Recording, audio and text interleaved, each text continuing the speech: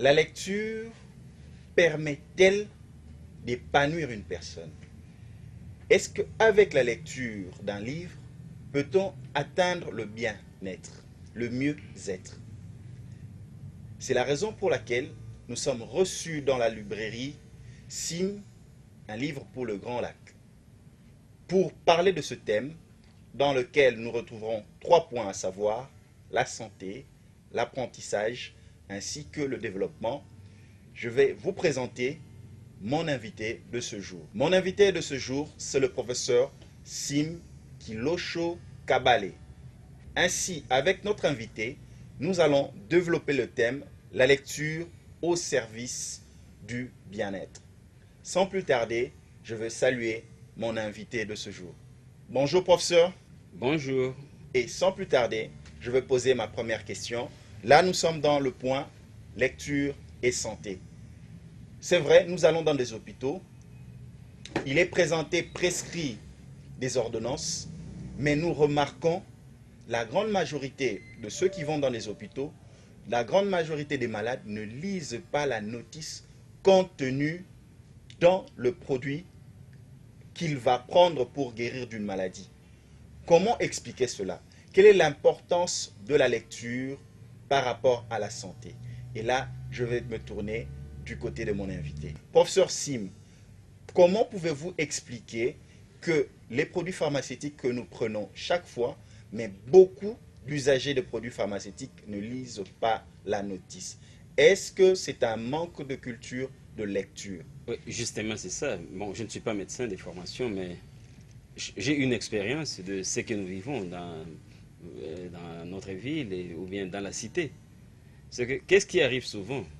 Nous avons perdu, pas nous tous, il y a beaucoup de Congolais qui ont perdu la notion de lecture, la culture de la lecture. C'est-à-dire, on vous donne des produits et vous n'avez pas le temps de lire les notices. Même chose, vous êtes intellectuel, mais vous n'avez pas une petite bibliothèque familiale. Alors, qu'est-ce qu'on pouvait déjà trouver dans une bonne bibliothèque familiale? À la librairie, nous avons beaucoup de livres. Je prends l'exemple de ces livres-là. Anatomie et physiologie humaine. Ça, c'est un petit livre, bon, le petit, mais aussi grand, bien sûr. C'est un livre qu'on peut avoir en famille. C'est que on sait bien l'anatomie humaine, pas seulement ça, la physiologie humaine. On sait bien le type de maladies que nous connaissons, que nous pouvons avoir, nous en tant qu'êtres humains, mais aussi ce grand dictionnaire médical. Si on l'a en famille, ouais, on s'habitue déjà aux maladies, on s'habitue déjà au traitement, aux précautions, au diagnostic. Alors, quand on va voir le médecin, c'est juste parce qu'il est spécialiste, on va consulter le médecin pour le soin, mais aussi qu'il nous donne les indications. Et nous pouvons échanger. Le médecin attend cet échange. Il voudrait bien que nous puissions discuter avec eux à propos de notre santé, leur dire nous souffrons de quoi, et puis ils vont prescrire le médicament. Et nous pouvons leur dire attention, vous me donnez ce médicament-là, mais moi, je suis allergique à tel produit. Bon, et cette connaissance-là ne vient pas du hasard. Il faut d'abord savoir que telle maladie n'accepte pas tel médicament ou encore telle, telle personne qui présente telle difficulté, tel problème de santé ne doit pas absorber tel médicament. Il faut lire. Alors, la lecture, vous voyez que dans ce sens-là, va tout droit avec la santé. C'est que c'est question de vie ou de mort. Alors, ce n'est pas une lecture comme la lecture d'un roman ou bien comme la lecture d'un conte de fées où l'on lit juste pour s'épanouir, pour la jouissance de la lecture. Là, c'est la lecture pour la vie ou la mort, pour la santé ou la maladie. Donc, lire les notices, lire les ouvrages en rapport avec la médecine, dont ce que nous sommes en train de discuter, c'est très très important parce que ça va de notre santé. Et quand on n'est pas informé, quand on ne lit pas les ouvrages pratiques pareils, on va voir le médecin pour qu'il nous raconte tout ce qu'il veut. Et je ne sais pas si vous avez déjà vu ces médecins-là. Vous arrivez, vous êtes malade, au moment où vous expliquez ce dont vous souffrez, il commence déjà à prescrire le médicament. Ça va? Et vous avez, j'ai tel problème. Ok. Et vous terminez, lui aussi il a déjà terminé sa prescription. Mais si moi je suis informé, si moi je fais mes recherches sur ma santé, moi, je dirais médecin, je vais bien. Vous écrivez là. Mais moi j'ai déjà fait mes recherches. Je fais mes recherches dans tel livre. Je fais mes recherches à l'internet concernant cette maladie. Mais ce médicament que vous prescrivez là, est-ce qu'il convient? Bon, quel sera le dosage? Un petit débat pareil, c'est ne pas s'opposer au médecin. Par contre, vous montrez au médecin que je suis aussi connaisseur de la santé, même si je suis un peu profane, mais les livres m'ont appris ça. Alors, la lecture qu'on a faite, ce n'est pas une lecture banale, c'est une lecture qui va de notre santé, de notre vie. C'est ça la lecture et la pratique. C'est que une lecture, tout intellectuel, à part les connaissances apprises en classe, à l'école, on devait s'informer sur différents domaines de la vie. Et c'est une lecture qui nous ouvre au monde, mais à la pratique et à ce qui concerne non seulement la santé, la cité, mais aussi le développement de l'homme, le développement de la société, le développement sur le plan socio-économique. Donc, ce n'est pas une lecture d'un élève ou bien d'un petit enfant qui prépare un examen, qui prépare un test quelconque. Non, ça c'est pratique. Parce que ça reste pour la vie. J'aimerais savoir, le palu, nous sommes dans un pays tropical. Les maladies tropicales existent en République démocratique du Congo. Je prends le cas du palu. Beaucoup de gens souffrent du palu, donc le paludisme, mais ils n'ont pas cette connaissance de la lecture pour leur faire connaître, par exemple, l'origine du paludisme, quel est l'agent causal du paludisme. Mais chaque fois, nous allons dans les hôpitaux. Pourquoi cette ignorance? C'est dû au dégoût de la lecture. Or, si nous apprenons à lire, nous saurons comment assainir notre communauté et éviter le palu. Est-ce que vous pouvez expliquer à nos téléspectateurs que la lecture peut même nous aider à assainir notre communauté afin d'être en bonne santé? Mais la lecture, c'est quoi? La lecture, c'est l'ouverture aux connaissances. C'est que dans les livres, nous avons des connaissances et des connaissances. Nous avons des connaissances encyclopédiques concernant tous les domaines de notre vie. Donc, concernant la vie humaine. Et ce sont des recherches qui sont accumulées. Pendant des années, on a écrit, on a fait des recherches, et toutes ces recherches-là, vous les trouvez dans les livres. Alors, quand moi je lis, c'est que je m'ouvre à ce monde-là. Je vais connaître qu'est-ce qu'on a produit concernant le paludisme, concernant le cancer, concernant telle maladie. Alors, ça, pour que je lise, il ne faut pas nécessairement que je sois un médecin ou bien un spécialiste ou bien un savant. Non.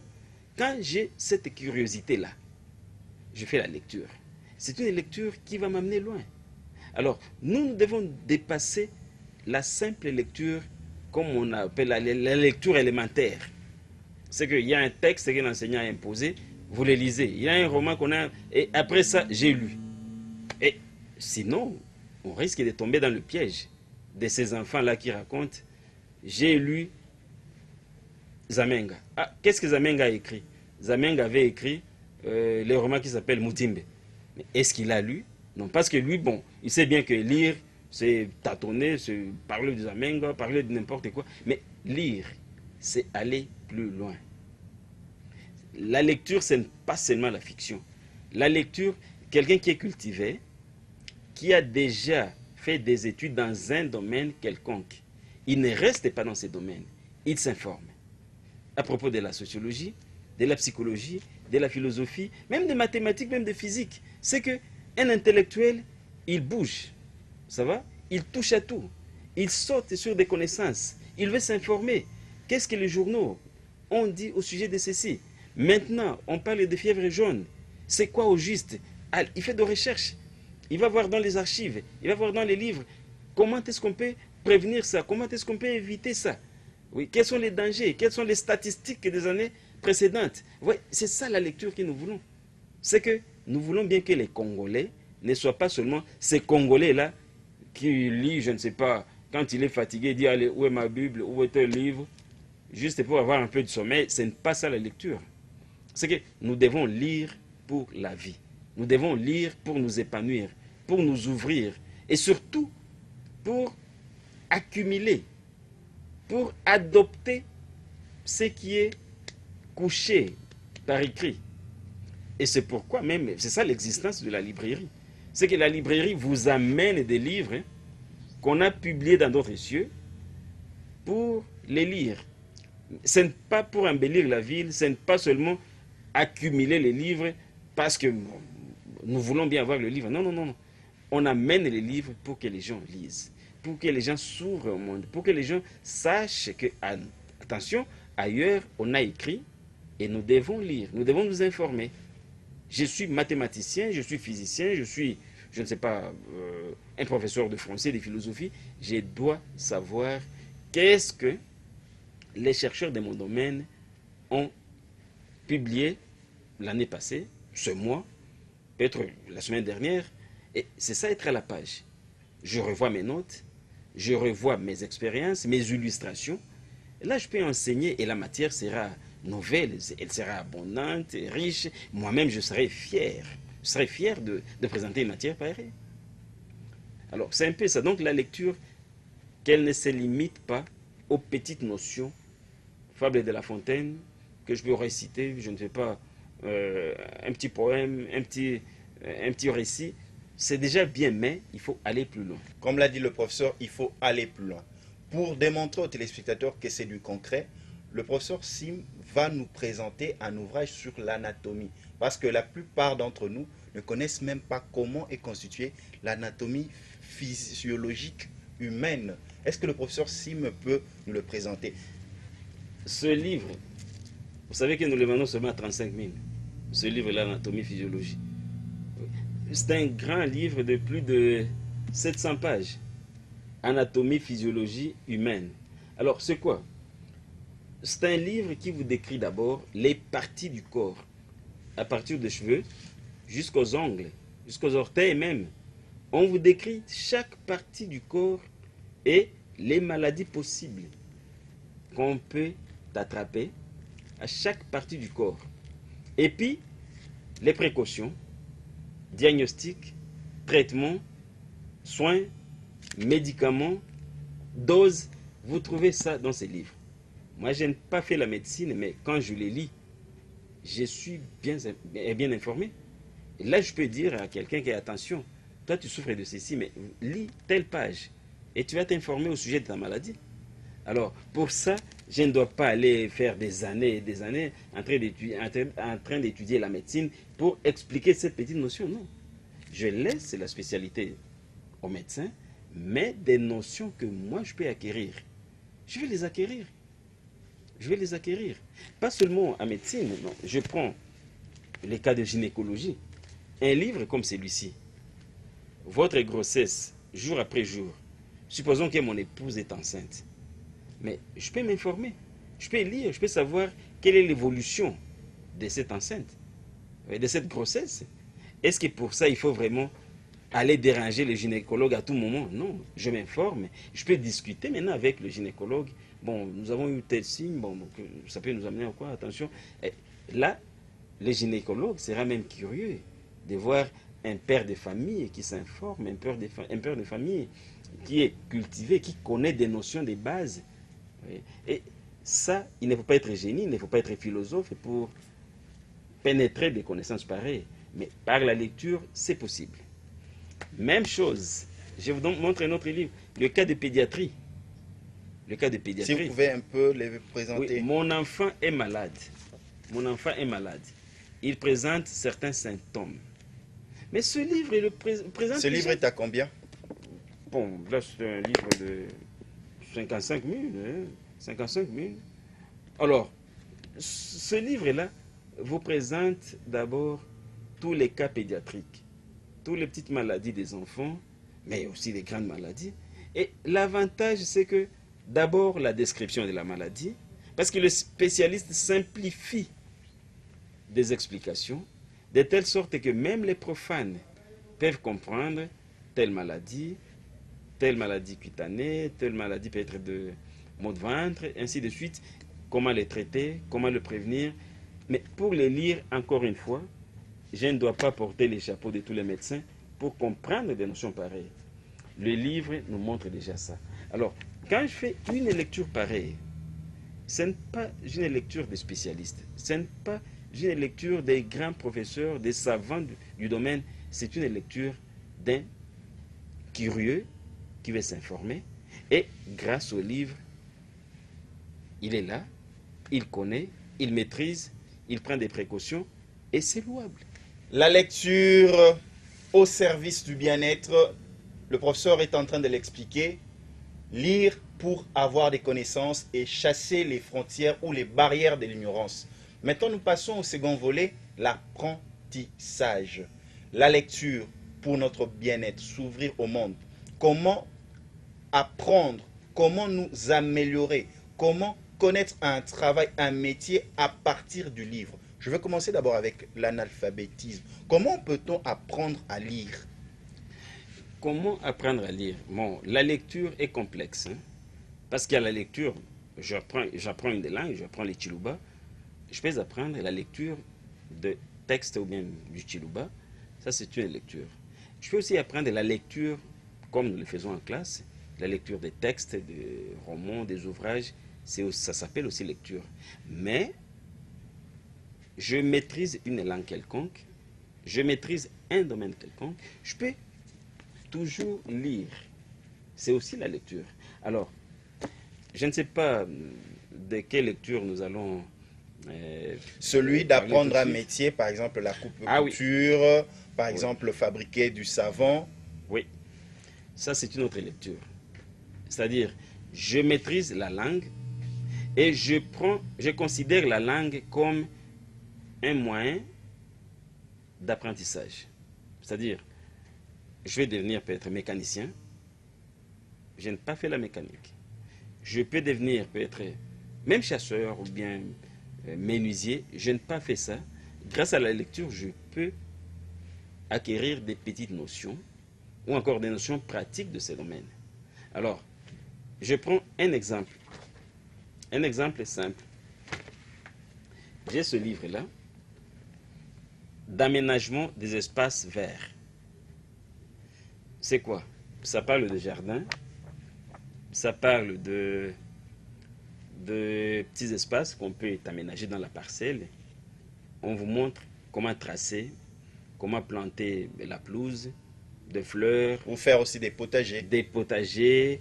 Alors, dites-moi, j'imite ce qu'on a fait là.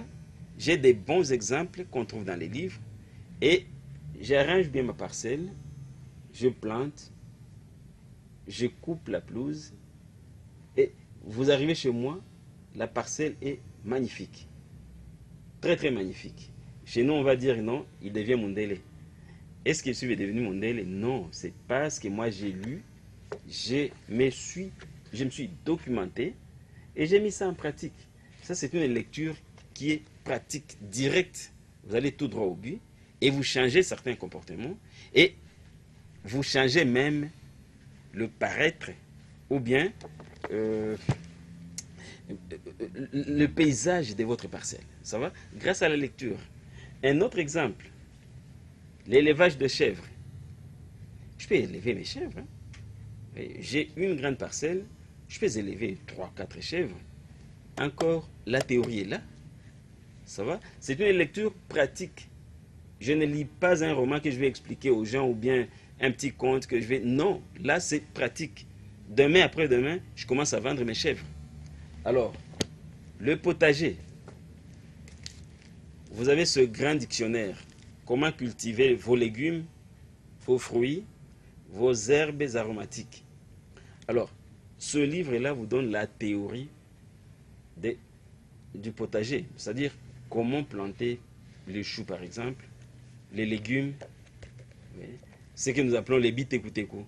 Alors, vous voyez qu'avec des livres pareils, est-ce qu'il faut aller à Yangambi? Est-ce qu'il faut aller avoir une grande formation pour avoir un petit jardin? Non. Mais demain après-demain, une fois que j'ai déjà ces livres-là.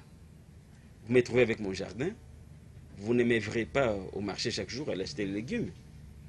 Je vendrai les légumes, je peux même distribuer les légumes dans les quartiers.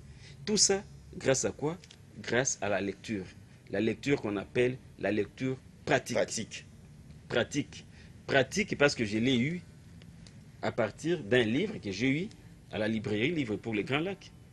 Ça va? Professeur, là, je rencontre un ouvrage qui me parle de rédiger des rapports efficaces. Même pour ceux qui sont dans le milieu professionnel, ils peuvent aussi apprendre. Mais c'est ça. Parce que rédiger un rapport d'activité ou un rapport d'une réunion, conférence, c'est tout un problème. Moi, je vous assure que nous avons beaucoup de problèmes. Tout simplement parce que nous n'avons pas le temps de lire. Par exemple, ce livre peut revenir à Ce livre, c'est un livre de 38 000, mais rédiger des rapports efficaces.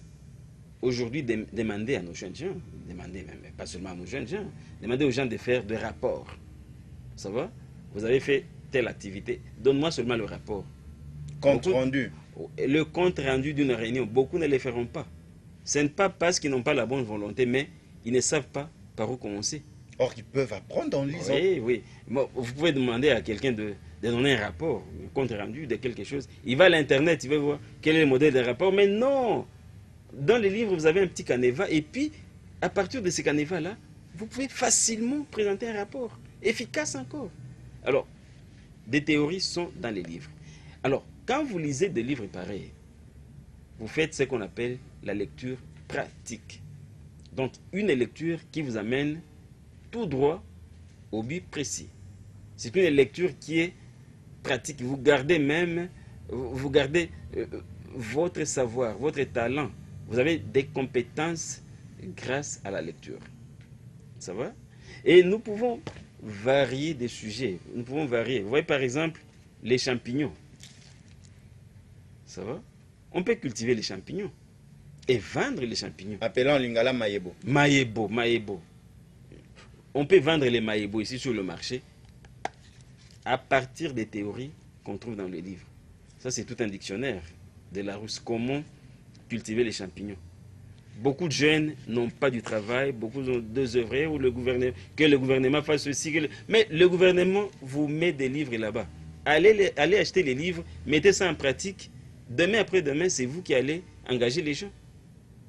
On veut bien que le gouvernement fasse le miracle, mais le miracle, c'est vous donner la possibilité de lire. Le miracle que le gouvernement peut faire, c'est vous permettre de lire. Et à partir de lire, révolutionner les faits. À partir des livres, à partir des lectures que vous faites vous-même, vous pouvez maintenant innover, vous pouvez multiplier, vous pouvez aider même les gouvernements à vous aider vous. Ça va? C'est que la lecture, c'est une clé de la vie. La lecture, c'est une ouverture d'esprit. La lecture, c'est une formation, une auto-formation continuelle. Plus nous lisons, plus nous restons intellectuels.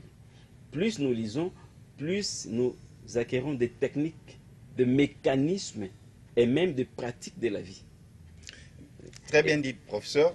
Et là, nous allons passer au dernier point qui est l'importance de la lecture pour le développement. Est-ce que c'est vrai qu'avec la lecture, avec les connaissances contenues dans un livre, on peut se développer, on peut sortir de la pauvreté? C'est possible. C'est possible. Et c'est ça même le bien fondé du développement. Dans le bien-être. Parce qu'une nation qui ne lit pas, mais il est appelé à disparaître. Un intellectuel qui ne lit pas, il est dangereux. Il est dangereux. Autant même rester au niveau primitif. Autant mieux rester primitif sans avoir été à l'école, demeurer comme cela et continuer à mener sa propre vie primitive. C'est mieux de rester que d'aller à l'école et revenir encore à la vie primitive. Est-ce que vous pouvez nous présenter un ouvrage par lequel nous pouvons nous développer? Nous avons beaucoup de livres. Moi, je dirais que tous les livres d'abord qui sont à la librairie, surtout dans notre librairie, Livres pour les Grands Lacs, tous les livres qui sont là, ce sont des livres qui sont faits pour aider les intellectuels à se développer. Les intellectuels, c'est-à-dire les élèves, les parents, les enseignants, les professeurs, les chercheurs.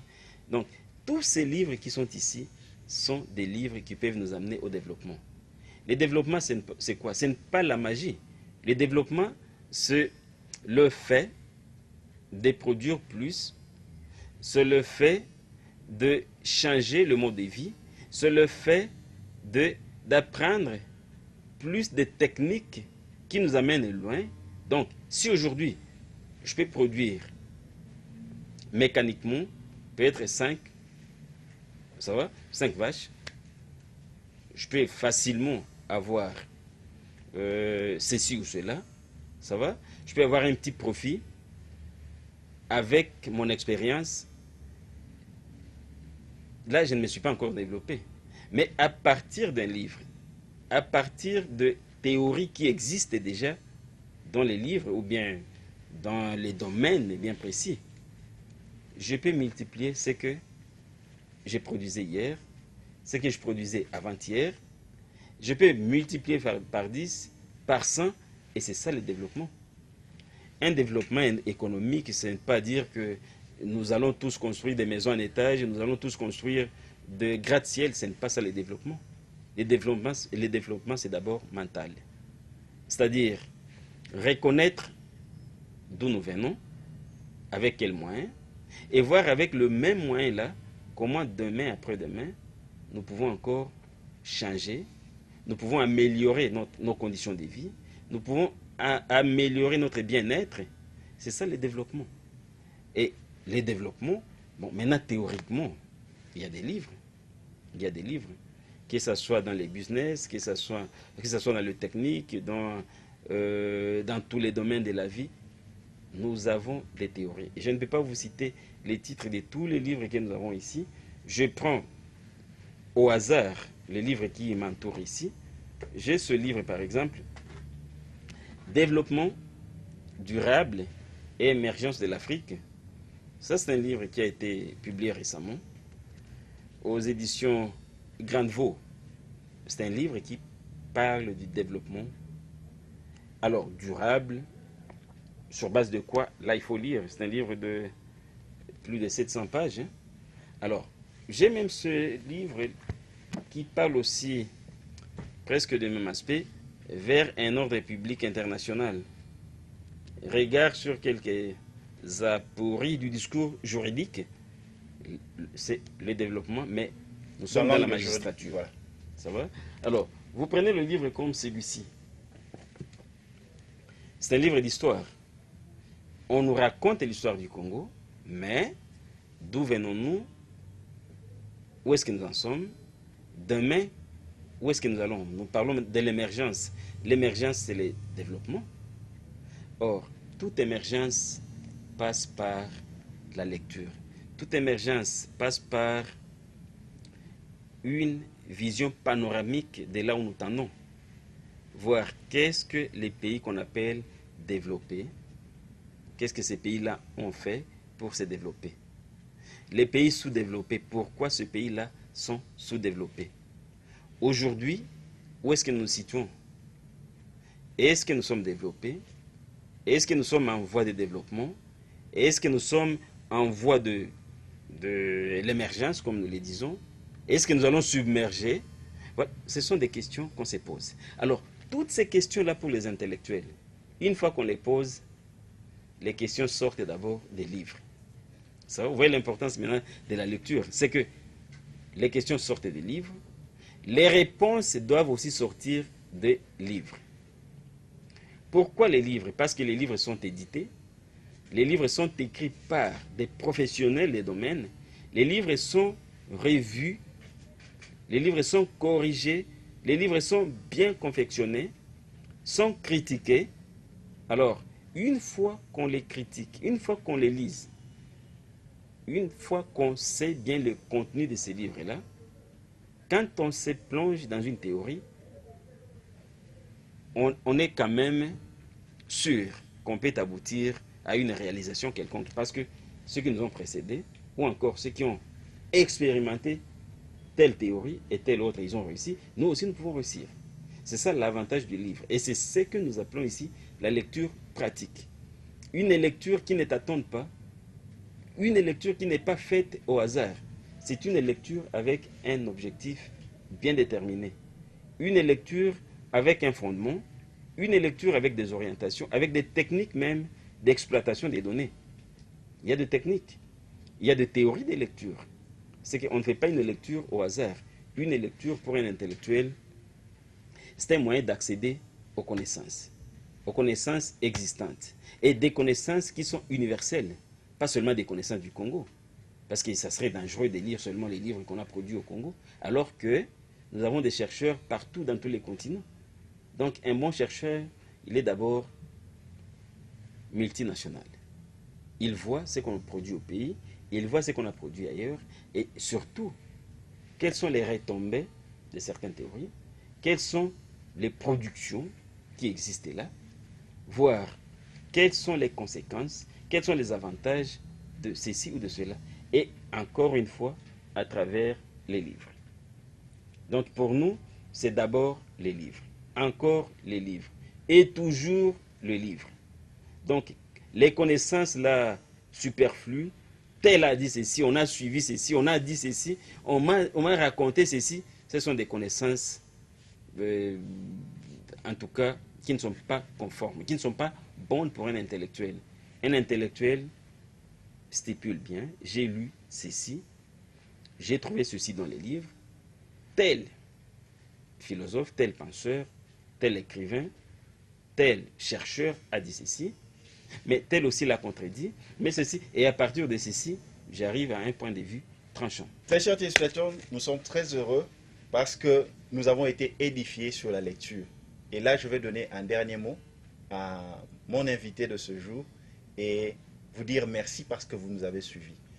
Professeur Sim Kilosho Kabale, quel est votre dernier mot par rapport à ce numéro? Mon dernier mot est celui-ci, que nos compatriotes se mettent à la lecture, qu'ils abandonnent la culture des bruits. La culture des bruits, c'est qu'on a entendu ceci, la culture de la rumeur. Un intellectuel ne doit pas s'atteler aux rumeurs, un intellectuel doit lire. J'ai lu ceci, j'ai lu tel ouvrage, je compte lire tel livre. C'est ça l'intellectuel. J'ai déjà lu 10 livres. Et à partir de ces livres-là, je garde tel point de vue. C'est ça l'intellectuel. Or, ces livres-là, je vous dirais que nous les avons à la librairie, livres pour les grands lacs. Vous avez les livres de tous les domaines du savoir, tous les domaines. Nous avons amené ces livres-là, ce n'est pas juste pour embellir nos rayons, c'est pour que nos compatriotes puissent les lire, s'informer, qu'ils aient des yeux ouverts, braqués sur le monde. Pas seulement sur des petites informations qu'on ramasse à gauche, à droite, qu'ils lisent. C'est ça notre préoccupation, c'est ça le bien fondé même de la librairie Livres pour le Grand Lac. Et si vous voulez bien, je peux vous donner l'adresse. Nous sommes à 3 endroits. D'abord dans la ville de Kinshasa, nous sommes d'abord au croisement des avenues Commerce et Kassai, et puis sur le boulevard du 30 juin, à côté de la direction générale de la Régie des eaux, si vous comptez 4 maisons en allant vers la gare. Et à Bukavu, nous sommes en face de l'Institut Al-Fadjiri. Donc c'est une librairie qui est là à la portée de tout le monde. Ce sont des livres que nous vendons au prix tiers-mondiste. Même avec 1000 francs, vous pouvez avoir un livre. Pour retrouver vos magazines comme d'habitude, nous sommes sur les réseaux sociaux, Twitter, Facebook ainsi que YouTube, Genre et Volontariat. Tapez Genre et Volontariat et vous allez retrouver tous nos magazines et même celui du professeur Sim Kilosho Kabale. Quant à moi, je vous dis merci, à la prochaine.